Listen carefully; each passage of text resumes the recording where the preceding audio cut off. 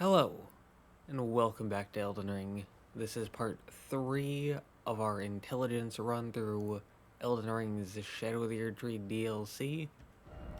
Last time we finished out the rest of Gravesite Plain, along with going through Castle Ensis and the Fog Rift Catacombs. And going throughout that part, we got the Spread Crossbow, the Talisman of the Dread, the Horned Bairn, the Two-Headed Turtle Talisman, the Mushroom Seller's Bell-Bearing 1, this, which, calling anything Milady feels weird, so I have started calling it Elizabeth, because I can. We also got Moonrathil's Night Sword, the Wolfcrest Shield, Rolana's Cameo, the Glintblade Trio Sorcery. We got Ash of War Wing Stance for Elizabeth. We got Remembrance of the Twin Moon Knight. We got the ability to craft red lightning pots. We got Black Knight Commander Andreas. We got Ash of War Blink Bolt. We got the Stone Sheathed Sword. We got Death Knight's Twin Axes. And the Crimson Amber Medallion +3. And as you can see, we are here in Belurat Gaol, starting in this part. I don't know if you can tell or not, but I lowered the volume. I thought someone was gonna jump around the corner. But I lowered the volume of my mic slightly because there was an update.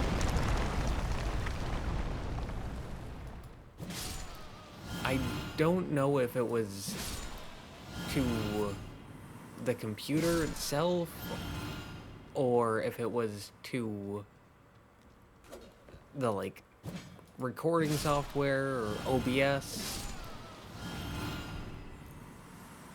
I'm not sure specifically what did it, but there was an update somewhere, and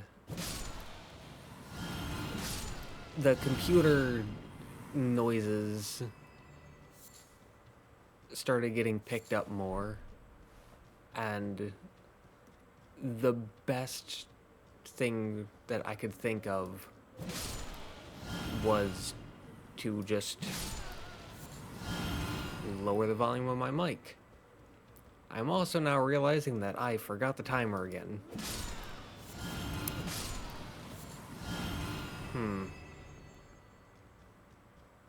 Well, that is rather unfortunate.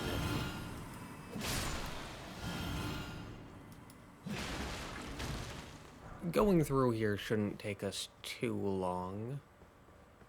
I know that there's an item directly behind us, but oh well. I'll let this guy talk and I'll go get the timer, so listen to him.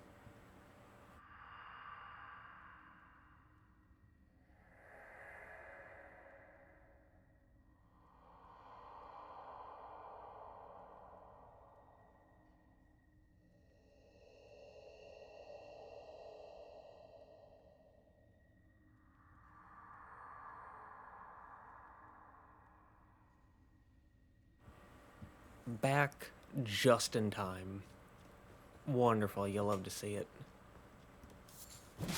The timer is not a necessity, but I do generally like to keep things under an hour.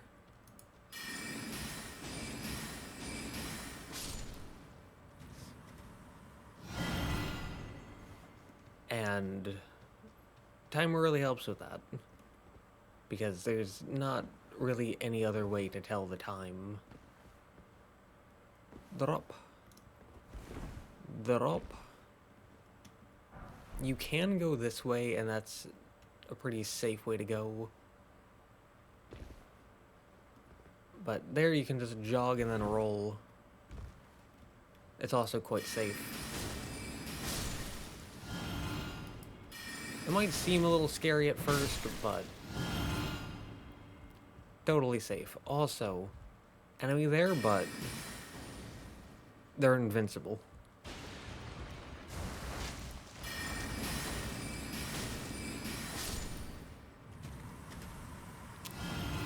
I don't know why they're invincible. I don't think they should be. But ah well, we got the hefty cracked pot for our efforts. And look at that. And yeah, if you went down the safe way, you would land on this guy's head, so.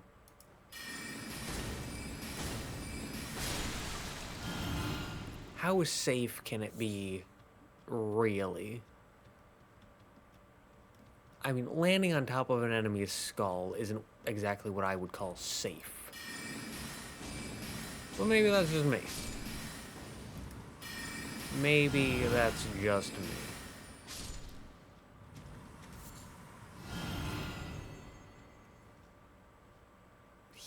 I don't like the thought of those things having bones. They look just like gloop.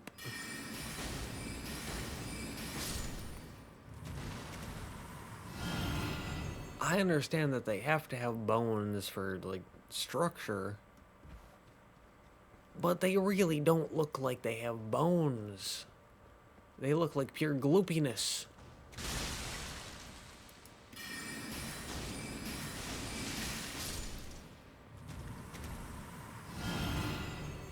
Flesh and blood, and that is it. And also... No.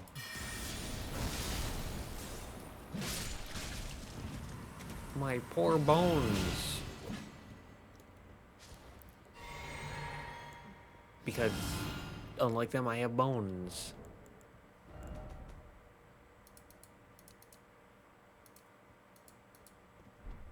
I'm gonna move down to 3. Because I feel like it might be hard to hear me with the lowered volume. Also, ow. These guys have no respect. They think they can just come in swinging. Like, we have a magical greatsword in the moon. And they think they can just smack us. Open palm and everything. Honestly, the audacity.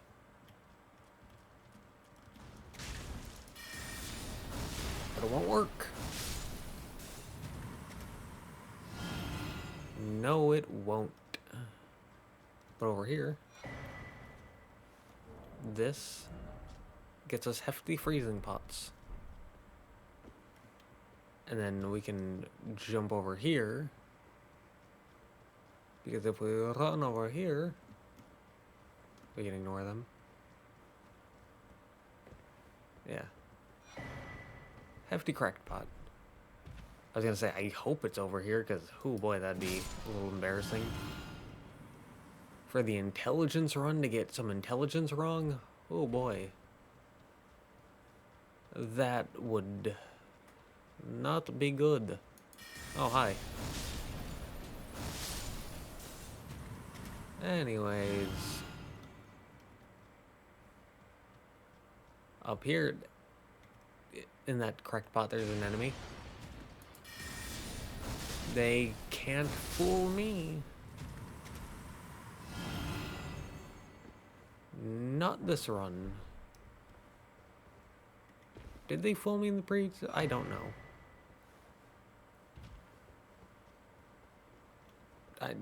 They might have, honestly. Because I don't tend to watch where I'm going. But either way, second hefty cracked pot.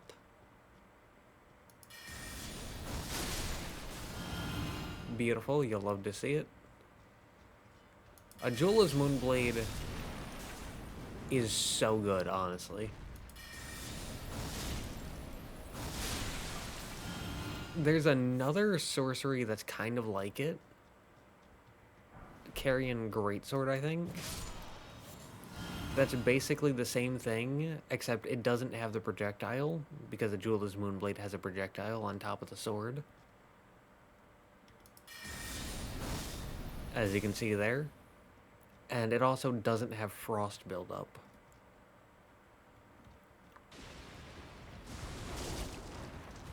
Yep. But I honestly use a Jeweler's Moonblade like the Carrion Greatsword. I basically treat it as if it doesn't have that projectile.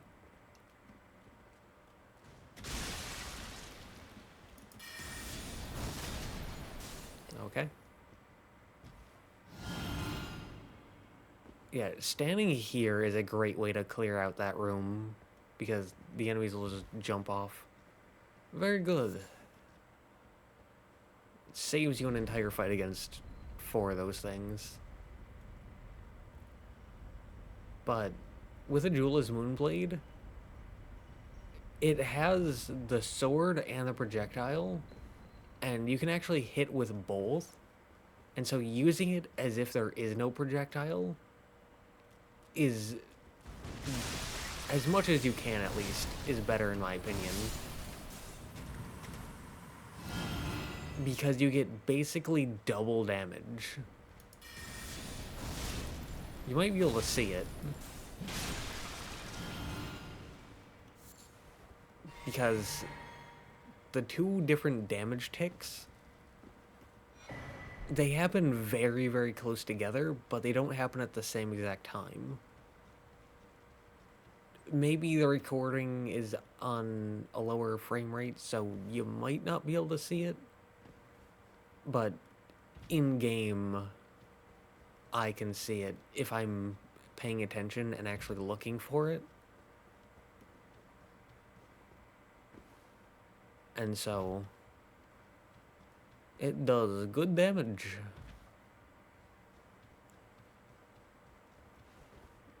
And also frost buildup. Now here, we're gonna sip this. This may not end well, because we're gonna glute Mimic here. Sip this. And this guy has a lot of fast attacks. And that attack, which I can never manage to dodge. We're just gonna sit back and let Mimic here do this.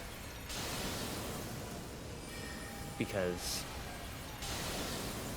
Mimic here knows what they're doing.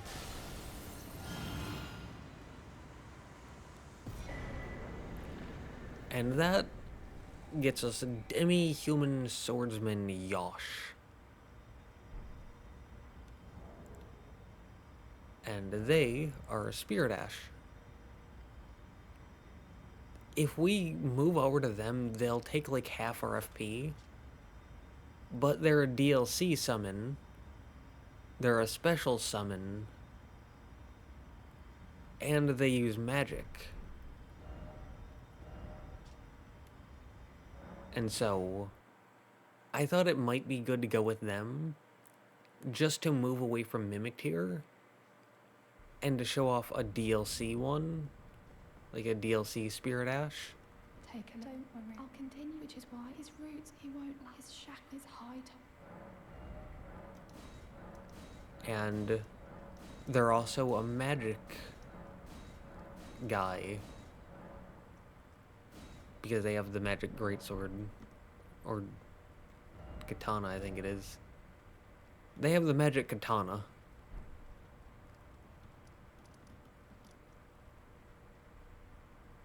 And so I think that'll be good. Question is, do we want to go into Dragon's Pit and down to here? Because I don't know offhand how many things are down there. We could do Elac River.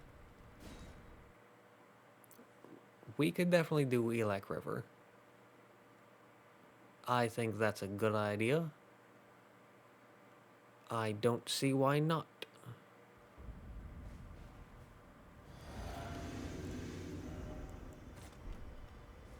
I forgot. Oof.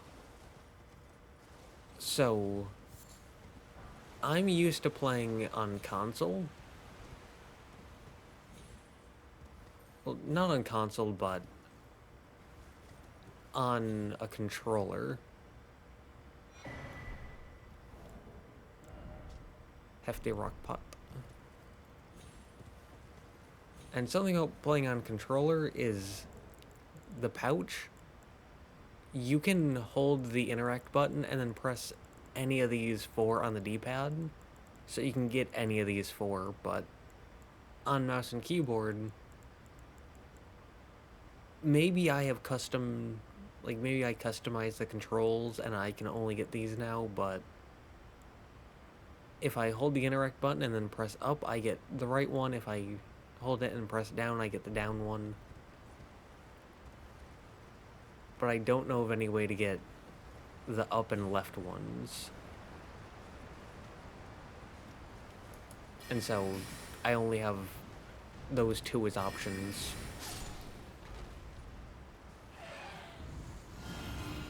And so I typically have horse on up and spear dash on down, but if I know I'm going into a place where I can't use horse, then I'll swap horse with the Wondrous Physic.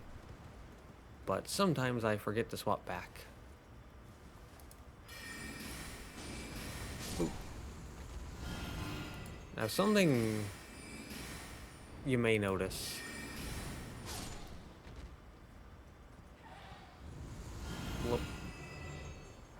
But something you may notice is that if you watch my melee runs and then compare it to this run, at least so far, if I struggle with something in the melee runs, like Demi-Human Swordsman Yosh, or the birds, I tend to have a very easy time with them on this character.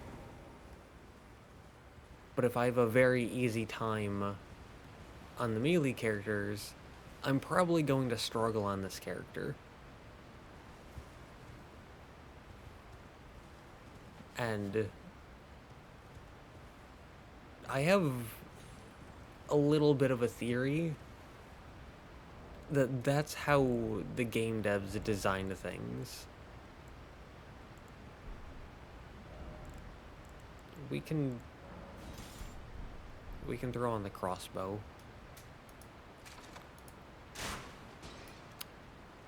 Well, that took 10 bolts, but it got the job done. And at the end of the day, that's what I care about, so I suppose we did it. Like, it's as toxic and white flesh mushrooms. But anyways, the ongoing theory I have is that the devs, when they create an enemy or a boss, they either think of it from the perspective of a melee character or from the perspective of a magic character. And so, most enemies and bosses feel really good when going up against them with either a melee character or a magic character, but typically not both. No, we can ignore them. I think that they give a good physic here, if I remember correctly. I don't remember which one they give, but I think I remember them giving a good one. But anyways, that's a thought that just kind of clicks to my mind sometimes. And I was, like, before this run, I actually went through on another magic run, and I was just trying to figure out where I was going to go, because I don't want to go through every location every run. And so I was just trying to figure out, alright, what's not important for a magic run? Like, where would I focus on if I was going to be a melee run that's specific to being a melee run? So going and getting the Scadutree blessings, or fragments, I'd focus on those in a melee run, but not because they're specific to being a melee run, just because that's stuff that's generally useful. And so I would go there in a magic run as well.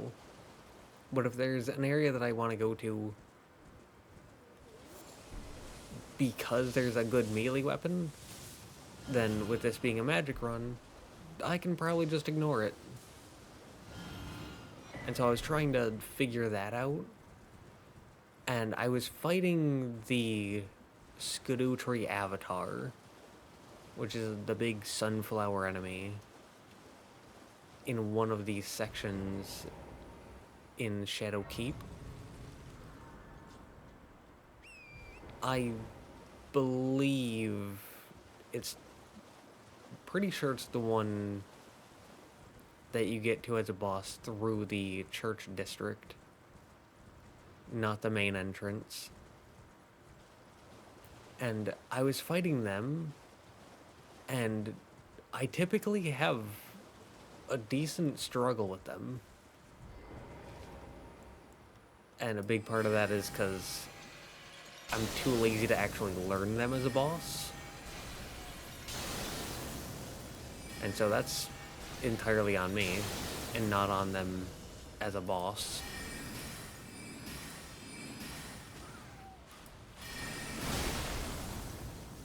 Oh!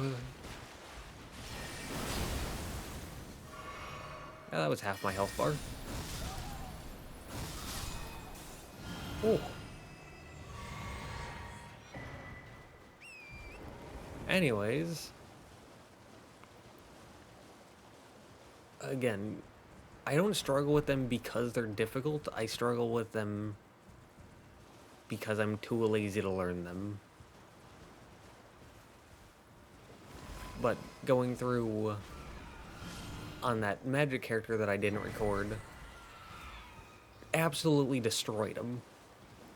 I mean, I got hit by a grand total of 1 attack throughout the entire fight. And I cannot say that about any of the melee runs. So, magic run was a lot easier when going up against that boss.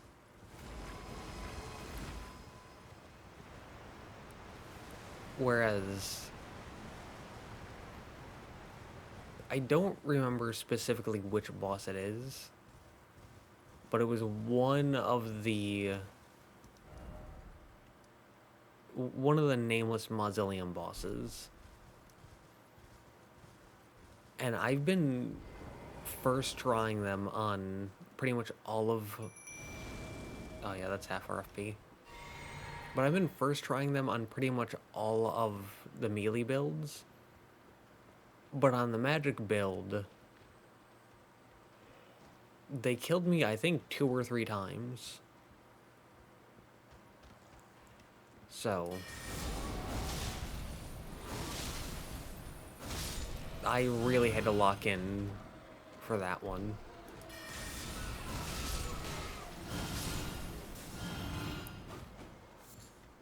And that was before going and fighting the Shadow Sunflower.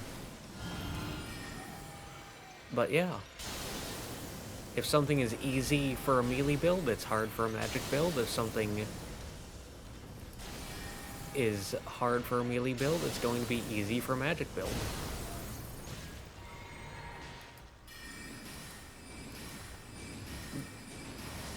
I mean,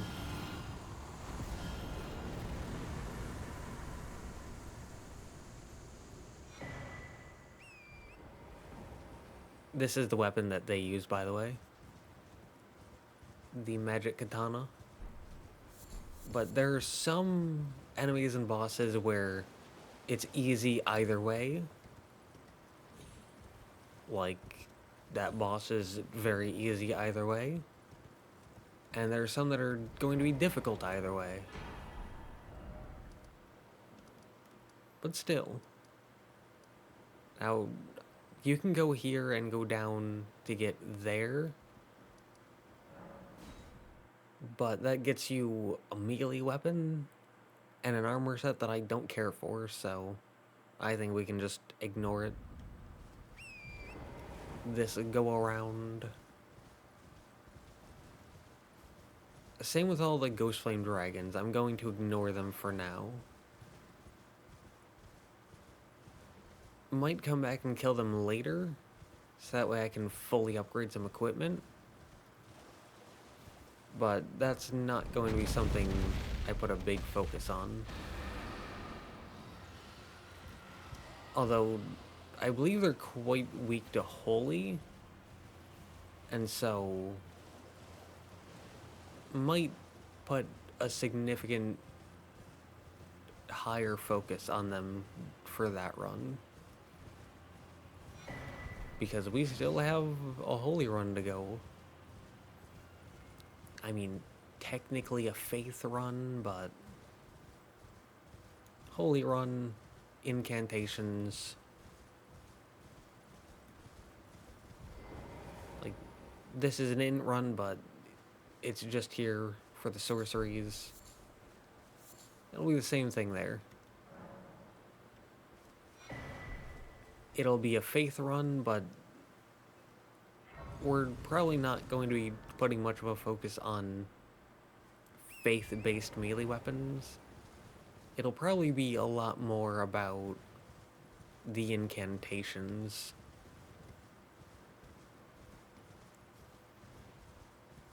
Though with that being said, we can run down here. Actually, I'm not gonna do it. I'm gonna be very clear about this. I'm not going to do it. At least not as a DLC run, the way I'm doing with the initial run, the Dex run, this run, and the Faith run.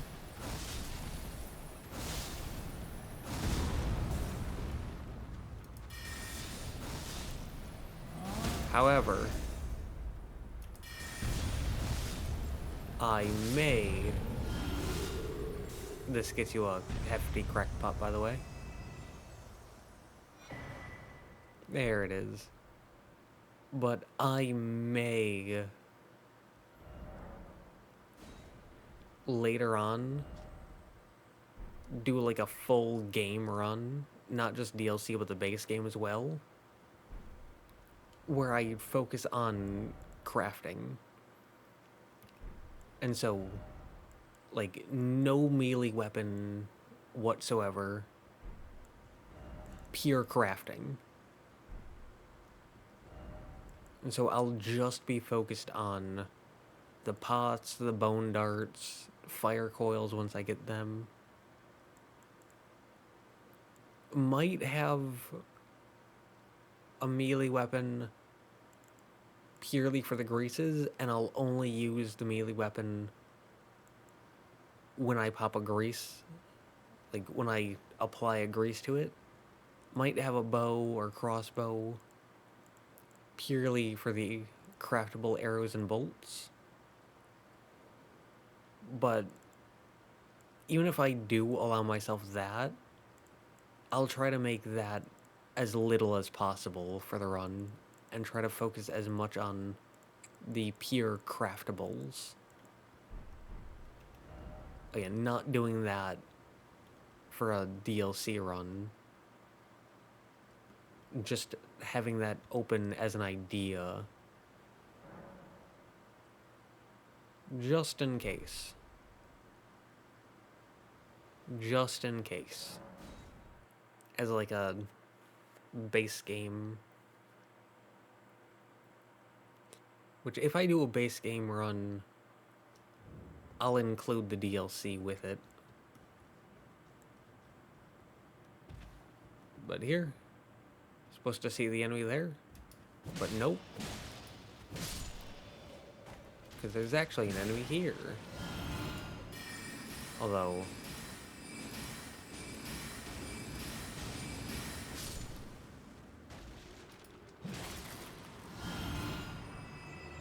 oh, Executioner's Great Axe, that's pretty rare. I would say that that enemy is difficult. And don't get me wrong, the one that drops the Great Axe, they can be difficult if paired with another enemy.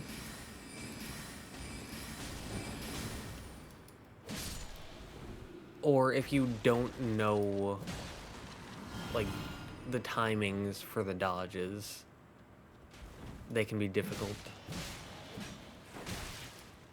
But alone, once you learn the timings, they're pretty easy. Melee or magic. So, would say that's another instance of easy with one, difficult with another in terms of melee or magic. However, it's not really the case. I'd say if you're newer, definitely magic is a lot easier. Although, there are some... there's an asterisk around that. Because enemies moving to the side... very, very difficult for magic builds. They can never seem to get it quite right.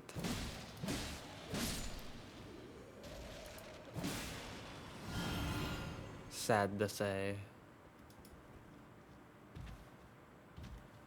But up here,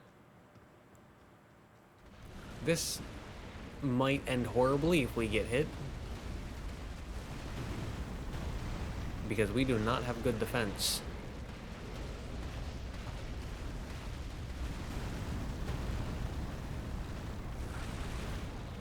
Ah, but we didn't get hit, so we're fine.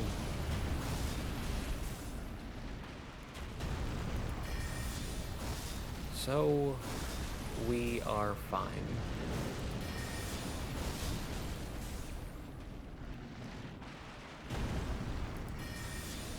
Huh. Never want to speak too soon.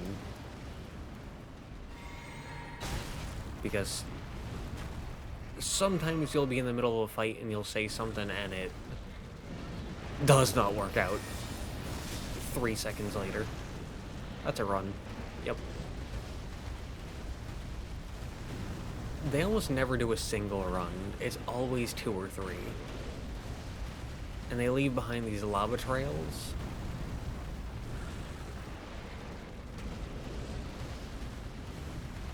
And so, good to play passive and just focus on survival when they do that. I rolled too early, but I was out of range, so it was fine.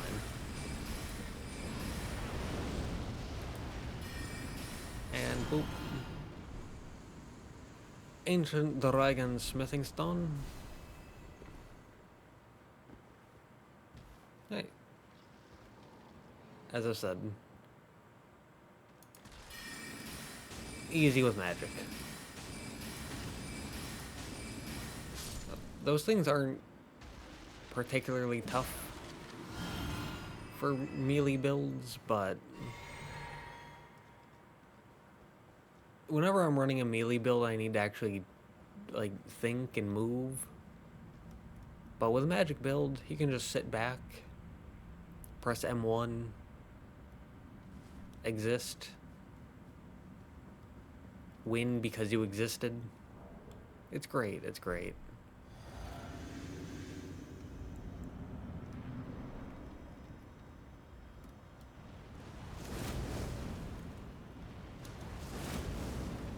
Mm-hmm. Mm-hmm.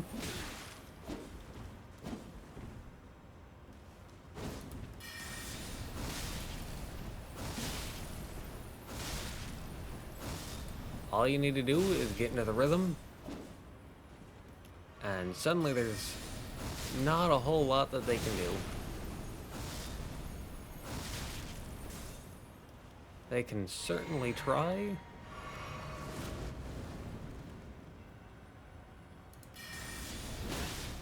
Oh, well, they can certainly do that. And I suppose that's not wrong. But also, Jewel is Moonblade. So there's that.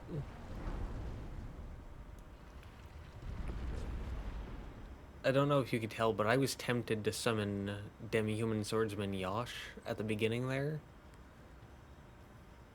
But I stopped myself because I went, yeah, but this boss is easy. Like, kinda don't want to summon a Spirit Ash on an easy boss. I wouldn't feel bad about doing it, but I'll have plenty of opportunities to show them off. I mean, there's Mesmer, there's Bale, there's probably Soldier of Godric running around somewhere. There might be an Azula Beastman in a cave somewhere. Like, plenty of very difficult bosses.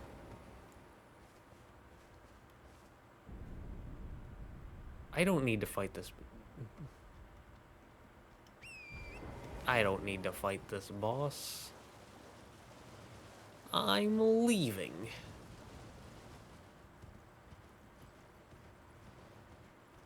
I don't even remember what that boss drops. I think it's a dragon heart and a dragon scale flesh, which is a new consumable item for the DLC.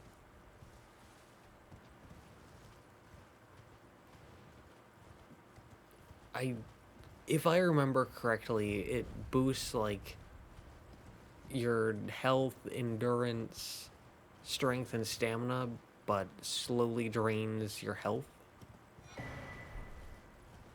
I think that's what it does. And you make it out of sharp gravel stone. Dragon Communion Harpoon. Which sounds so cool. I love the idea of a harpoon. Just being able to absolutely javelin things. Like, when I heard about... I don't have it.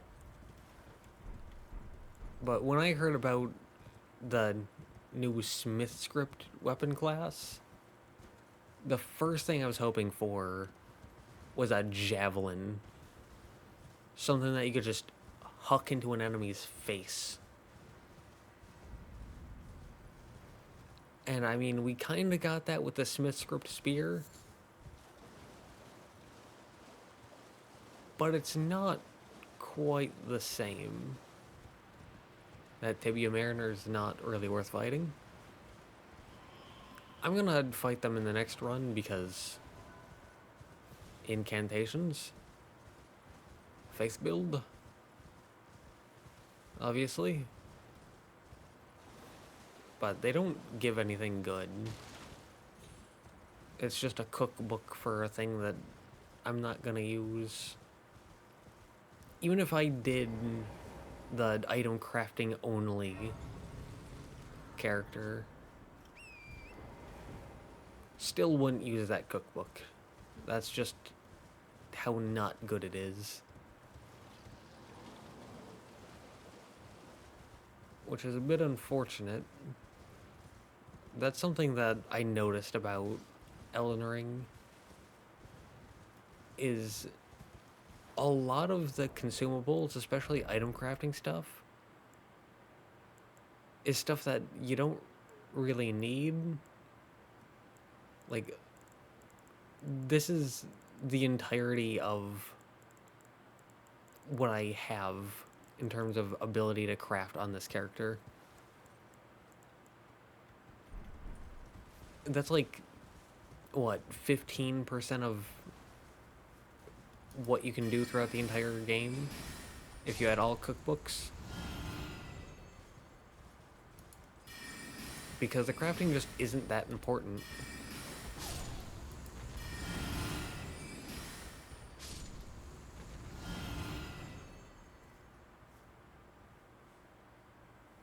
So, in case you don't know, you're supposed to walk up and get the item, and then all these birds jump down at the same time. And then you either need to make a desperate run away or a desperate fight. And that's difficult for melee builds. But for magic builds, you can just shoot them down one at a time. Very easy. Very simple. Yeah, here you get the Rings of Spectral Light. Which, it takes 18 faith on top of 24 intelligence. And, I mean, we could level health, we could level mind, we could definitely level endurance. We could probably level strength and dex. So the question is, am I going to level faith when that's only useful for, like, 4 sorceries? I might. Just to show it off. But there's also a talisman. I don't know if I kept it or if I sold it. But there's a talisman that gives you 5 faith. And there is a physic tier that gives you 10 faith for a limited amount of time.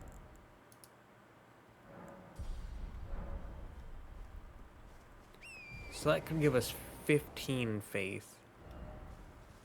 And we only needed 11. So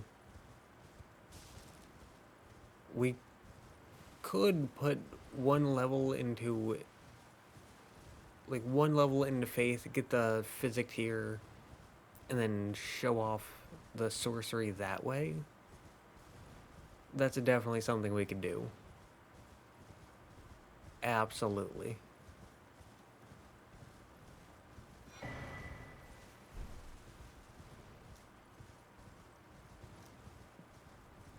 I might do that because I do kind of want to show off the sorceries. Although I'm probably going to do that near the end of the run. Because then we'll have more levels to work with.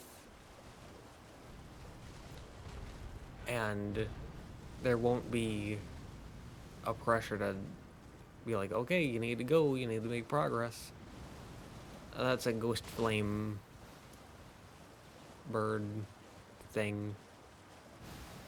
Ghost bird, whatever you want to call it.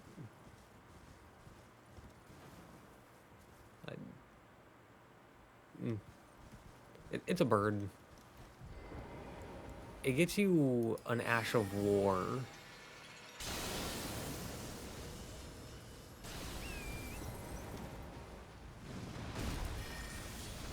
So there's... I was gonna say, like, this version of you doesn't have that big incantation attack, right? I don't think so. No, they did not. Alright. You can die. Good, good, good, good, good. Skeletal fragment. But there's a sorcery. I believe you get it from the Ghost Flame Bird in...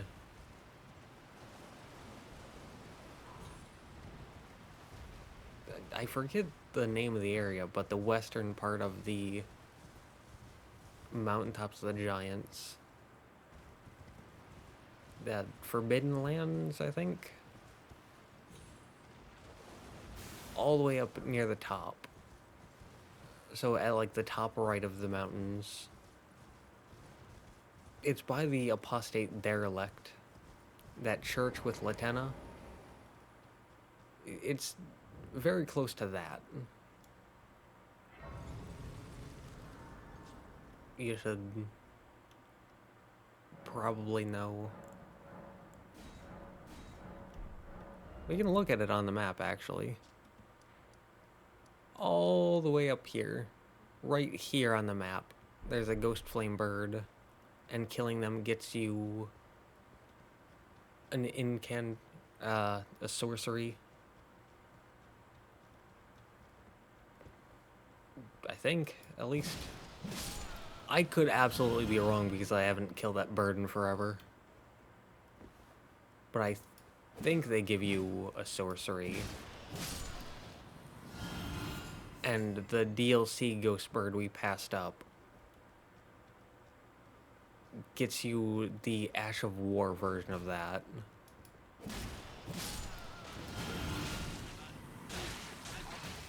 Do I taste good?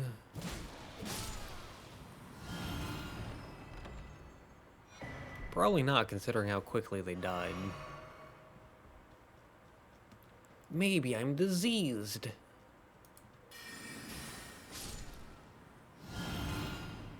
I said that like it's a good thing.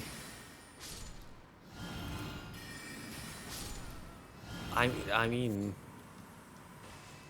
I'm not saying it's a good thing. Don't get me wrong, I'm not saying it's a good thing. What I am saying is that if it prevents me from getting eaten, then it is a useful survival tool. And I think we can go with that. I think that is not an inaccurate statement. Double negative makes a positive. And not being able to get eaten is typically a positive thing. I'm going to shoot you because this is the middle of the night and there's no screaming.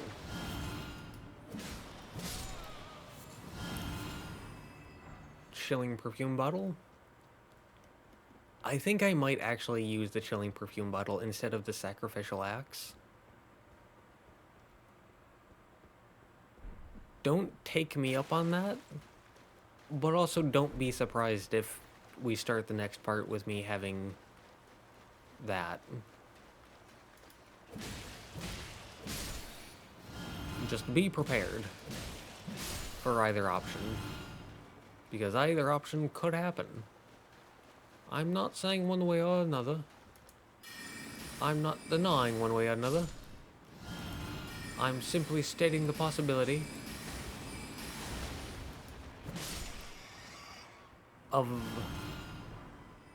an equipment change in the near future. And that is all I will speak of.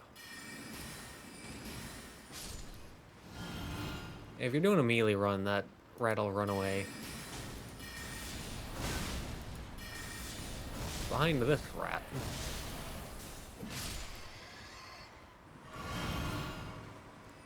But not with a magic build, because then the small rat just dies. Clarifying Horn Charm +2, that will be very useful against Midra. I wonder if they have an accent or something to their name.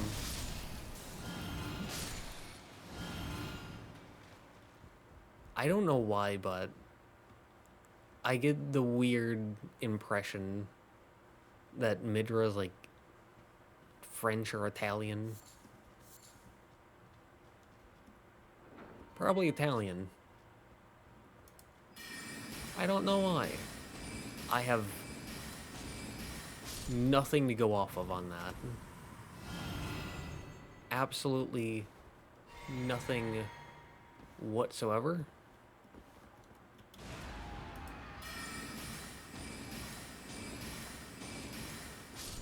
Maybe it's just like the color palette of the oranges and the reds and the yellows.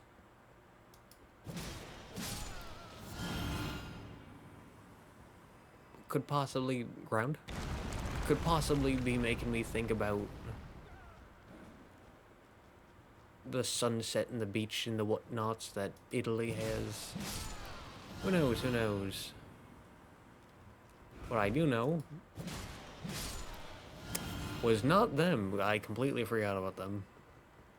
That was pure reaction time. But anyways, we're probably gonna hit an hour.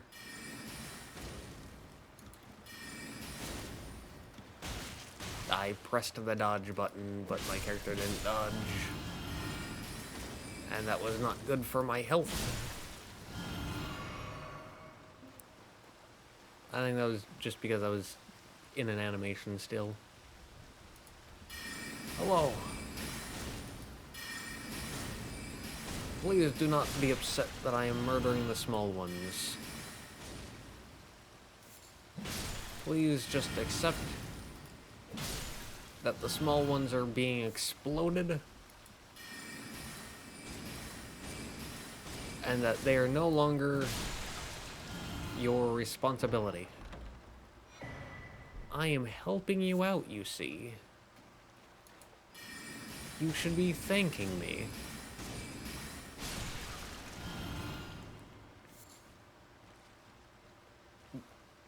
That would be...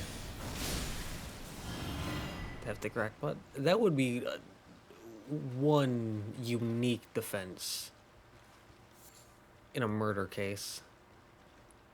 Just go, hey, listen, I'm fully willing to admit that I took their life. However, I was unburdening them of all responsibility. So you see, I was actually helping them, and they should be thankful.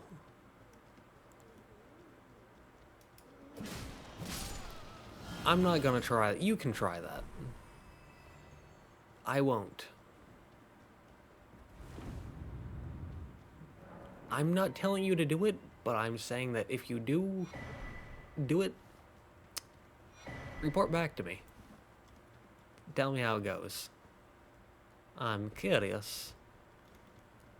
Nope.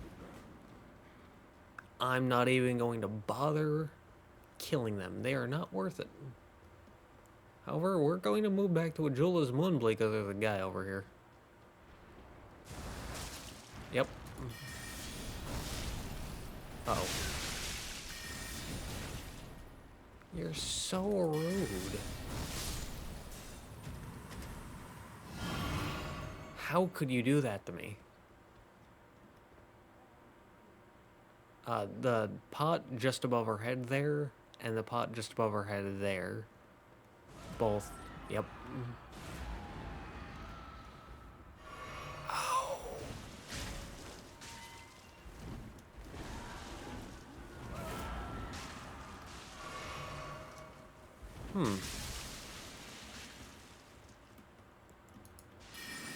I'll give it to you. Blocking the entrance? Smart. Not for your survival, but for hindering me.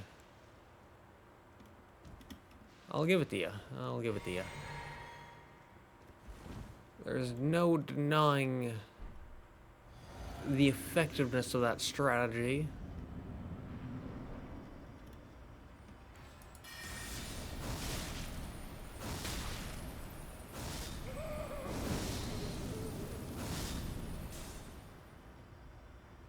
Could summon Demi-Human Swordsman Yosh.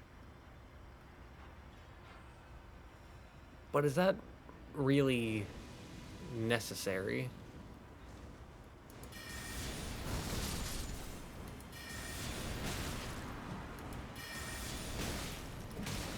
So please, you're being ridiculous.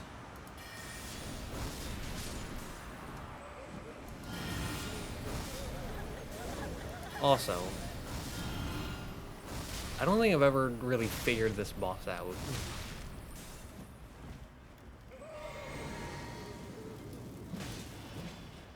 Like, I've heard that they're a DPS check,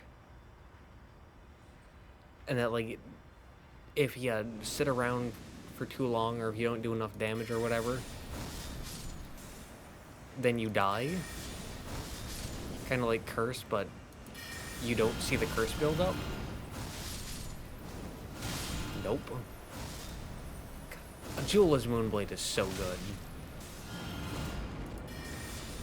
Like, it's honestly a little too good. This thing is busted.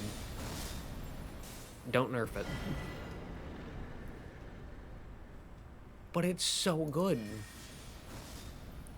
Like, good horizontal range, good vertical range, good forward range with the projectile, good damage, frost build. Like, Ajula's Moonblade is one of the best sorceries in the entire game. That... Without it, I wouldn't be able to have just 3 sorceries. I would need, like, 5 or 6. But yeah, there was one time... I don't know if it was the initial run, or the second run, or if it was one of the non-recorded runs, but there was one run where I summoned a Mimic here, and sat down, and just watched the fight, and still won. Never died to this boss. And I basically went AFK during one of the fights, so... This boss could probably use a buff. But anyways, in this part, we went through Belurat Gaol. We went through Dragon's Pit, Cerulean Coast, Charos' Hidden Grave, and Lamenters Gaol. And we got ourselves the ability to craft hefty freezing pots. We got the Great Jar, Demi-Human Swordsman Yosh, the ability to craft hefty rock pots, the ability to purchase toxic and white flesh mushrooms. We got the Lightning Perfume Bottle, the Spirit Sword, the Starlined Sword. We got an Ancient Dragon Smithing Stone, the Dragon Hunter's Great Katana, the ability to craft Dragon Communion Grease, which is for really doing big damage to dragons, and the Dragon Communion Harpoon. We got these Rings of Spectral Light sorcery. We got the Spirit Glaive. We got Prattling Pate Lamentation. We got the Chilling Perfume Bottle. We got Clarifying Horn Charm +2. We got 3, maybe 4 hefty cracked pots. We got Lamenting Visage and Lamenter's Mask. So, very good progress. I'm happy with that. And, yeah.